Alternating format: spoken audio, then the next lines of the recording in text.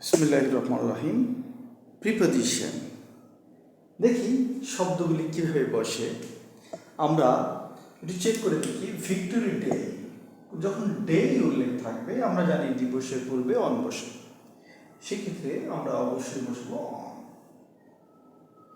পহেলা বৈশাখ, এটাও কিন্তু একটা দিবস, কিন্তু যখন ডে উল্লেখ না থাকবে তখন কোনো দিবসের পূর্বে আমরা কি বসাবো? এক বসাবো, এক Pohela Boishakh. Birthday, my birthday, day উল্লেখ থাকার কারণে আমাদের বসবে on my birthday. Eid day, এর পূর্বে আমাদের বসবে অন ঈদ ডে। কিন্তু শুধু যদি এরকম থাকে ড্যাশ ঈদ, তাহলে ঈদকে একটা উৎসব, এই উৎসবের ক্ষেত্রে আমরা কিন্তু অন ব্যবহার করতে পারবো না, কারণ এটার সাথে ডে নাই। ডে না থাকলে সেখানে বসবে অ্যাট। এবার আমরা একটা ভিন্ন রকম বাক্য লিখেছি, দেখেন। Dash arriving home I did a lot of work. আমরা অনেকটা এরকম বলতে চাই যে কোনো একটি কাজ করার পরে সাথে সাথে আমি আরেকটা কাজ করেছি, সেক্ষেত্রে আমরা অন ব্যবহার করব।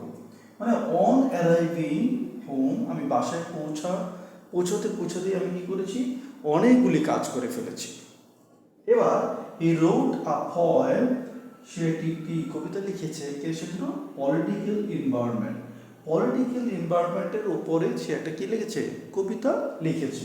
তাহলে এটা পাস্ট টেন্সের ঘটনা, সেই জন্য রোড বসেছে। আর যেহেতু কোনো কিছুর উপর ভিত্তি করে লেখা, যে কোনো টপিকের উপর ভিত্তি করে লেখা হলে সেক্ষেত্রে আমরা অন ব্যবহার করব, on political environment. Disaster dash disaster, আমরা অনেক সময় বলি যে ধ্বংসের পর ধ্বংস, বিপর্যয়ের পর বিপর্যয়, এই শব্দগুলির ক্ষেত্রে আমাদের অবশ্যই অন ব্যবহার করতে হবে।